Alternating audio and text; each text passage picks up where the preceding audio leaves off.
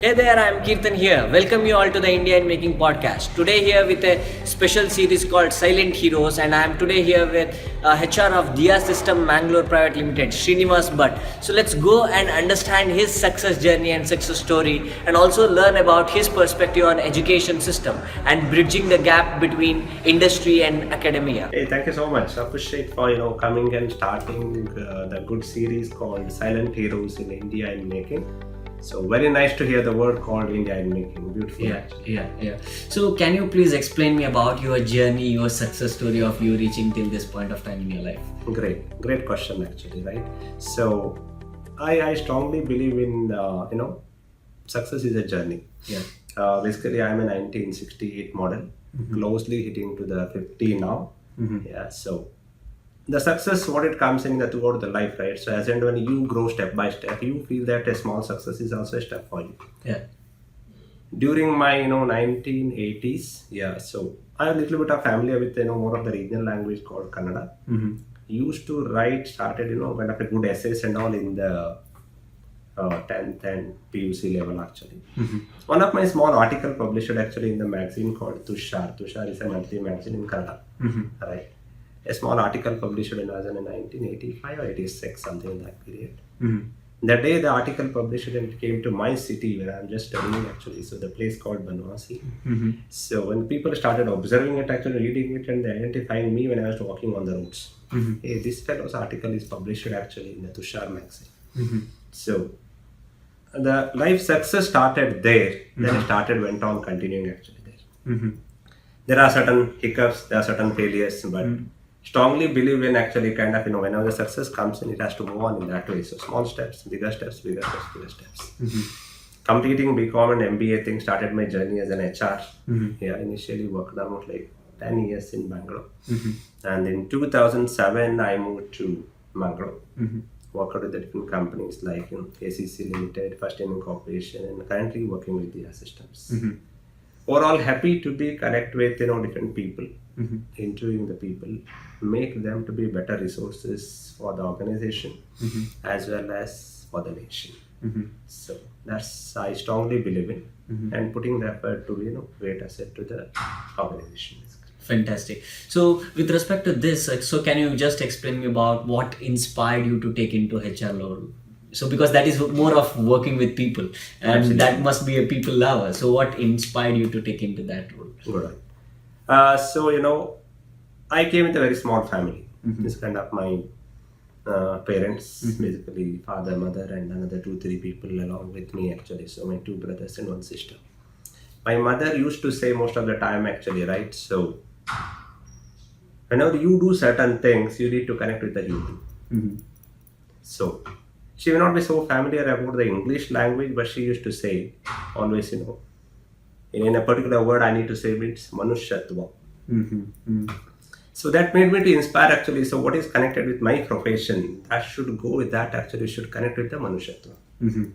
So translationally it is called after human beings in nature, right? So how can you service back to the society who are all connected with the human beings? And that came in, I thought, okay, yeah, this is a nice word to make the whole world to be with the humans, which I connected with more, and allow them to make them to be the good citizens, good employees, as well as they can contribute back to the society a little bit. That's the way I thought of maybe I should be the passion with. Yeah. The another point which I added here, right? So when I was studying at the college days and all, I used to be a debater of the college. That I thought, okay, my talks will make the people to convince or maybe sometime convert them into the good individuals. There I picked up, okay, I should be the part of a human resource team. That's why my journey started in that way. Fantastic. So what are the unique ways by you actually actually hire people into your team? So what are all the various ways by which you go with that? Super. So when the team comes in, right? So people believing in actually to deliver, how can the qualitative resource available? That's basically the team related. Team naturally indicates basically together everyone achieves more. If a small question comes in also, if the team effort put in there actually everyone, so the result is always amazing. True. Right? When we select, we use different models to hire the people. Basically nowadays actually more into the social media things. Plus all the other medias in the general traditional ways also we are into. But when I pick up certain candidates, I do check with them actually, because in the business scenario now when I'm working, we do believe to hire the more of the fresher candidates. In that model, actually, I'm hiring close to 78 to 80% we hire the freshers in a yearly basis. So that when I'm hiring, we check about are they carry the real attitude. This attitude contains about how they talk with you, how as soon as they enter into a room also, plus how they kind of dressing well. Sometimes how they're behaving also makes you to be kind of either sometimes they look overconfident or maybe inferiority complex.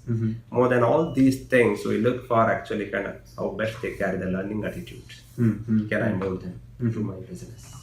If they carry that, we try to select them actually. All the other skills are trainable. True. All the other skills are trainable, except that if they carry the learning things, then all the other things can be combined and make him to a good leader in the organization. Point number one. Point number two, how best they are ready to take up the next level risk. Suddenly putting a question actually kind of a thing, right? So down the line, exactly 365 days by this time, what you are doing? I don't know. The answer actually comes in. So they are not ready to take up any kind of a situation comes in from the customer, anybody asking something like he's not able to answer. If he says, hey, I may be eating something actually in a hotel, answer is good. But they are able to react to that particular situation very quickly. That is very important there. I may be sitting in this, company itself and acting with maybe, attending with the customers. Answer is there actually. So these two things we generally try to find it of sudden something hiccup. So they are ready to come up with a bouncing ball also. That makes them to be selecting, okay, this guy can take risk. This guy has got the learning attitude. That makes more comfortable to us actually. So that kind of a selection I do it actually. And here with this particular thing, what are the common challenges you face when managing team? Because team has been said is with people. So what are the common most challenges you face there? Yes, people always come with the different aspirations. I studied in class 1 colleges, class 2, maybe the class 3. There are certain people come with very high aspirations. There are certain people coming with saying that I studied only in the regional languages, but our business language most of the time is English. So can you help me to giving a job to me? That's a kind of a tone they are coming with actually. And certain people coming up with I don't require a job. I came only for my family's sake. In a Mangalore area, I see about a bit of this kind of a thing actually. So then I should be able to kind of understand actually what kind of people I need to hire there. And we try to find out actually who is more confident, who is more comfortable, and who is be able to adjust with our culture. That kind of a people we generally want to hire more actually. So, sir, when it comes to this, how do you actually align the mission as well as along with the values of the person? All right. So the candidates who are coming with 3 categories. One is with the high aspiration. I studied with the class 1 colleges. Second, people are coming in actually needy of the jobs and they want to be little career actually, so they may be able to manage. Last one is coming with a little inferiority complex, right? So I studied in maybe regional languages. I need how I can actually rate it. The question, right? All these categories of people, because we have to run a business here. Ultimately, that's the goal actually, to reach the mission of the business as well as creating the values to the society. True. Make them to be economically sound people actually in the society also. The question for you, right? So in the case, then you love chicken biryani. Yeah. You are a non-veg, definitely you love it actually. If I ask the same question, kind of a thing with the candidates actually asking, so what chicken biryani contains? Most of the candidates actually answered wrongly to me. Basically wrongly to me. All the category class 1 engineering college, when the midterm or who studied maybe in the regional languages. What it contains, everybody answered about the ingredients of the things. No one answered about what is the business into it actually to understand that. The business basically comes in this way. So who talks about what gives the energy to you, what will make you to laugh, walk, talk, to do your job. That comes to in the chicken biryani is basically vitamins, proteins, carbohydrates, plus. No one has given the answer to me in this actually. Unless they feel that they are the class 1, they are the low or the something like, but they understand the business there. So your body requires energy which comes from your proteins, vitamins, carbohydrates. not from the chicken biryani ingredients. True. Chicken biryani is a product, but ultimately you require to understand the business. Understanding the ingredients is an education. Understanding business is how best it can convert that education into the business. That comes to the vitamins related things. If they understand this, they are the solid candidates actually. They are the solid candidates, no doubt about it. Whichever the base they are coming, class 1, regional language study, doesn't matter there. They need to understand this actually. That is very much important. If they are having this, it's easy to create them to be good leaders in the organization, to build up the values in the systems. That's easy to do it actually. Yeah, fantastic. So you are talking about the value alignment as a thing there, right? So here, when it comes to this, so because most of the freshers comes out of the institutes, so what do you think is missing in the whole education as a system? What is according to you? One is about making them to be, kind of understanding the business. Second one is making them to take the risk in the business. You heard about the personality called Narayan Murthy, Infosys, right? Yeah. He has written an article in the magazine called Sovereign, but long back. It's in 2001. I had a magazine in my library still. In that he mentioned very clearly about calculating risk is very important, and taking that calculated risk in the business is very, very important. Yeah. For example, ships are very safe in the harbor. Yeah. But they are not meant for it. True. They have to go in a bumpy water, do their business, and coming back to the seashore. That is their business. True. So that's the way every student need to think certain time. I need to go for the internship, I need to go for the project work, I need to go for that. What is the new thing available there? If they are getting into that kind of a mode, if they are make industry to make them to be in that mode, they will become a successful entrepreneur, successful leaders actually in the organizations. True. That is very much important. Second part comes in sense of urgency. If any candidate coming in, anybody in the students coming in, they should have the patience to wait. I need to complete it today. So if my manager, let's say they come to meet me certain time, I'll ask them to wait. They're not ready to wait certain time actually, right? Hey, I'll come tomorrow. There they are missing the 24 hours time. I need to do it today. Okay, how to complete it today? That attitude comes in, and kind of a thing they'll complete it. That's a sense of urgency.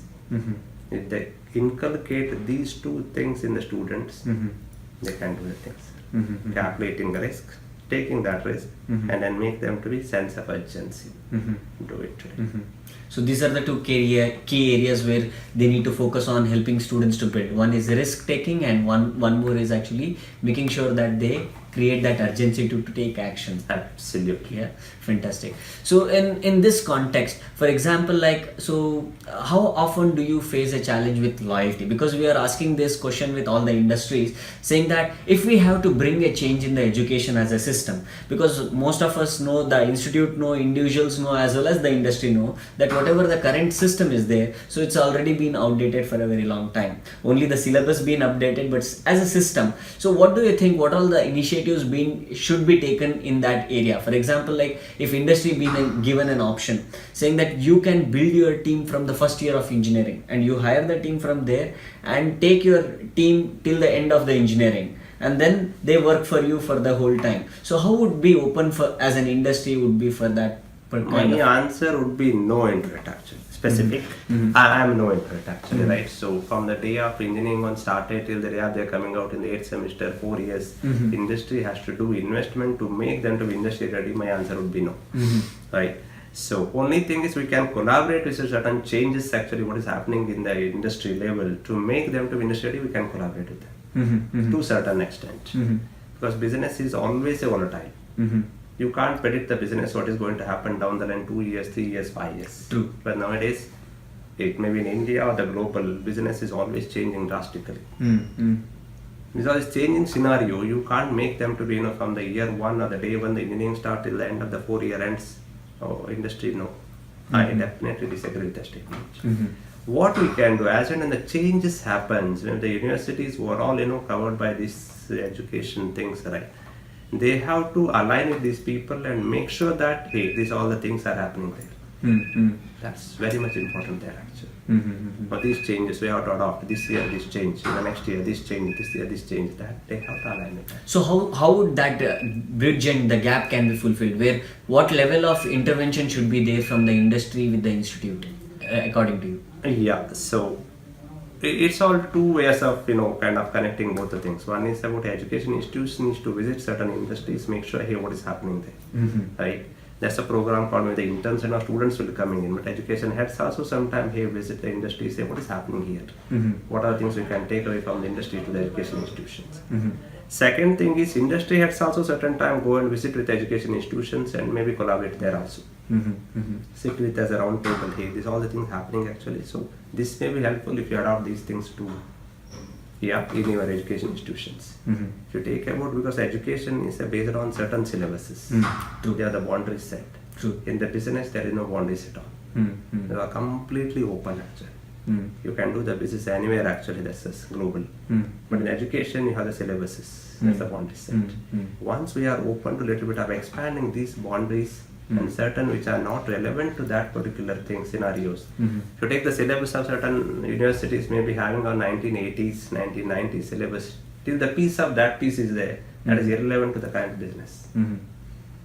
That has to be deleted and new things has to be added in a particular intervals. Intervals means at least 40, 65 days. Yeah, this is the thing. Next you visit, added something new, added something new. Every 365 days, every year it has to be renewed actually there.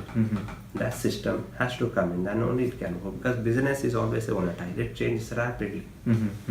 So it means that to say that it has to be an upgrading and updation has to happen on a year to year basis is what you're Absolutely, yeah. absolutely, Yeah. absolutely. So can you tell about your business and what you do here and who are all our customers you serve, about the company? Absolutely. Hey, Diya Systems Mangalore Private Limited, a private limited company, started in 2001.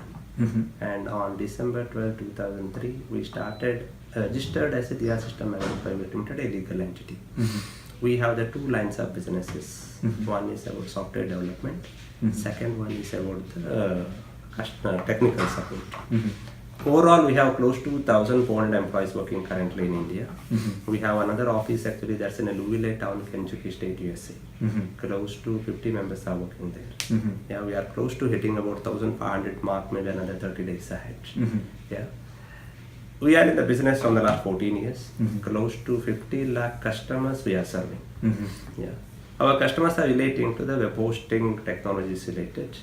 Let's say the example actually, so you may have your own website. You want to put that website into a particular server, we do give the servers to you. Hosting all your information in our server, you have to pay a little bit of money to us. Like such is our business actually. To support small and medium-sized segment business owners, we support them. In total, we have 50 lakh customers. In that, around 92% of our customers are belonging to the US market, and remaining are actually Indian market. We have been growing close to 15% year on year now. So things are going pretty well actually. And in the hiring part, we do hire actually close to 78% are the freshers. Most of them are engineering colleges, otherwise BSc, BCA graduates. We do hire them actually. So other than that, yes, so the lateral and other hiring, so we try to. Focus is there on to hire actually on the localites. Yeah. So we do local means Mangalore, rural people to 100 kilometers range from our local area. We try to give the preference to them. After that, overall, we are not available scarcity, then we try to work out with all over India. We have the people from around 12% from Kerala belt, 3% from Chennai area, another 3% from Hyderabad, and totally balance is coming from northern India. Sometime our CEO says actually, right, so Diya system is a mini India. We do. I proud to say that yes, we are running through diversity also there. So that's the kind of a thing we are into. Fantastic. It was a great experience over here having you on our podcast. Thank you so much for joining. Thank you so much, Keertan. Thanks for visiting our premises and having a discussion. I really appreciate your time. Thank you so much. Yeah, thank you.